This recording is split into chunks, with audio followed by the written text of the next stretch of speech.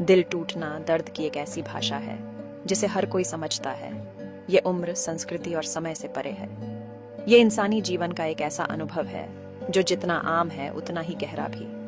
दिल टूटने पर हम अक्सर भावनात्मक उथल पुथल को याद करते हैं, लेकिन इस घटना के पीछे एक बहुत ही रोचक जैविक और रासायनिक कारण होता है। जब हमें प्रेम में अस्वीकृति का सामना करना पड़ता है तो हमारा दिमाग इसे हमारे अस्तित्व के लिए खतरे के रूप में देखता है।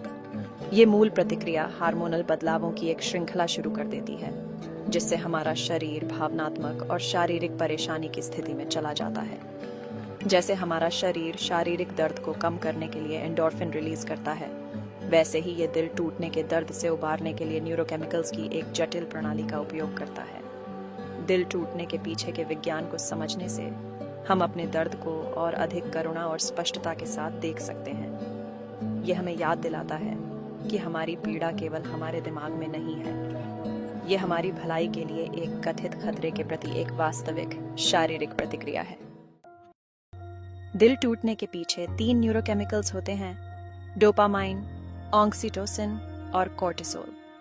डोपामाइन, जिसे अक्सर फील गुड हार्मोन कहा जाता है, खुशी और संतुष्टि में महत्वपूर्ण भूमिका निभाता है। जब हम प्यार का अनुभव करते हैं तो हमारे दिमाग में डोपामाइन की बाढ़ आ जाती है। दिल टूटने के दौरान डोपामाइन का स्तर गिर जाता है, जिससे उदासी और खालीपन की भावना पैदा होती है। ऑक्सीटोसिन, जिसे कडल हार्मोन के रूप में जाना जाता है, विश्वास और बंधन को बढ़ावा देता है।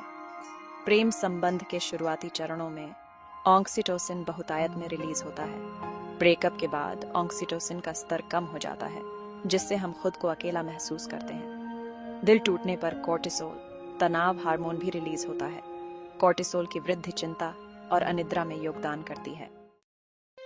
दिल टूटने का दर्द केवल भावनात्मक दायरे तक ही सीमित नहीं है, ये कई शारीरिक लक्षणों में भी प्रकट हो सकता है। हमारे दिमाग का वही हिस्सा जो शारीरिक दर्द को संसाधित करता है, भावनात्मक दर्द के दौरान भी सक्रिय होता है। यही वजह है कि दिल टूटना सीने में एक शारीरिक चोट की तरह लग सकता है। कोर्टिसोल और एड्रेनालाइन जैसे तनाव हार्मोन्स की बाढ़ हमारे नींद के पैटर्न को बाधित कर सकती है, जिससे अनिद्रा या बेचैनी भरी रातें आती हैं। हमारी भूख में बहुत उतार चढ़ाव आ सकता है।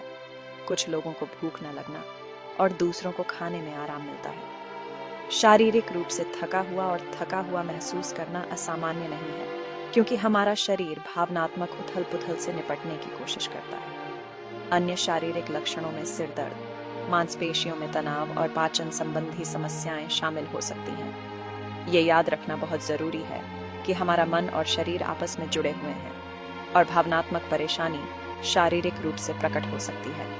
इन शारीरिक लक्षणों को नजरअंदाज करने से उपचार प्रक्रिया लंबी हो सकती है, जो दिल टूटने के भावनात्मक और शारीरिक दोनों पहलुओं को संबोधित करने के महत्व पर प्रकाश डालती है। दिल टूटने का दर्द निर्विवाद है, लेकिन ये बाधा पार की जा सकती है।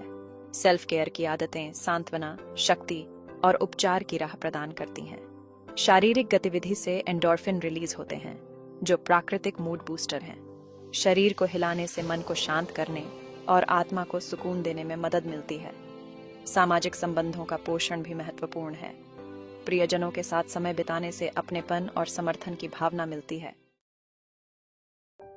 आपको इससे अकेले नहीं गुजरना है। दिल टूटना एक अलग थलग करने वाला अनुभव हो सकता है, लेकिन ये याद रखना महत्वपूर्ण है कि आपको इससे अकेले नहीं गुजरना है। इस चुनौतीपूर्ण समय के दौरान किसी थेरेपिस्ट या काउंसलर से पेशेवर मदद लेना अमूल्य सहायता और मार्गदर्शन प्रदान कर सकता है। एक प्रशिक्षित मानसिक स्वास्थ्य पेशेवर आपकी भावनाओं को संसाधित करने, मुकाबला करने के तरीके विकसित करने और दिल टूटने से जुड़ी जटिल भावनाओं के माध्यम से काम करने के लिए एक सुरक्षित और गोपनीय जगह प्रदान कर सकता है। वे आपकी भावनाओं के पीछे के विज्ञान को समझने, नकारात्मक विचारों को चुनौती देने और उपचार के लिए एक व्यक्तिगत योजना विकसित करने में आपकी मदद कर सकते हैं। थेरेपी आपको लचीलापन बनाने, अपने आत्मसम्मान में सुधार करने और भविष्य में स्वस्थ संबंधों को विकसित करने के लिए उपकरण भी प्रदान कर सकती है। याद रखें, पेशेवर मदद लेना ताकत और आत्म जागरूकता की निशानी है, कमजोरी की नहीं।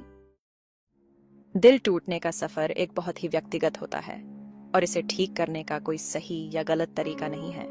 ये एक ऐसी प्रक्रिया है जो अपनी गति से आगे बढ़ती है, जिसमें उदासी, क्रोध, चिंतन और अंततः स्वीकृति के क्षण आते हैं। निर्णय के बिना अपनी भावनाओं के पूरे स्पेक्ट्रम को अपनाएं। खुद को रिश्ते के टूटने का दुख मनाने दें। जैसे ही आप दिल टूटने की गहराई से उभरना शुरू करते हैं, खुद को और अपने जुनून को फिर से खोजना अविश्वसनीय रूप से सशक्त हो सकता है। उन शौक और गतिविधियों पर दोबारा गौर करें जो आपको खुशी देती हैं, या नई रुचियों का पता लगाएं जो आपकी जिज्ञासा जगाती हैं। विकास और आत्मखोज के इस अवसर को अपनाएं। अनुभव को खुद को और भी मजबूत और अधिक लचीला व्यक्ति बनाने दें। याद रखें कि उपचार में समय लगता है और अच्छे और बुरे दोनों तरह के दिन आना ठीक है। अपने आप के साथ धैर्य रखें, आत्मकरुणा का अभ्यास करें और विश्वास करें कि आप इस अनुभव से खुद की गहरी समझ और प्यार और जुड़ाव की क्षमता के साथ उभरेंगे। देखने के लिए धन्यवाद। यदि आपको यह वीडियो सहायक लगा हो तो लाइक, शेयर और सब्सक्राइब करना न भूलें। नीचे कमेंट में बताएं कि आप दिल टूटने से कैसे निपटते हैं। तब तक अपना ख्याल रखें और खुद से दयालु बनें।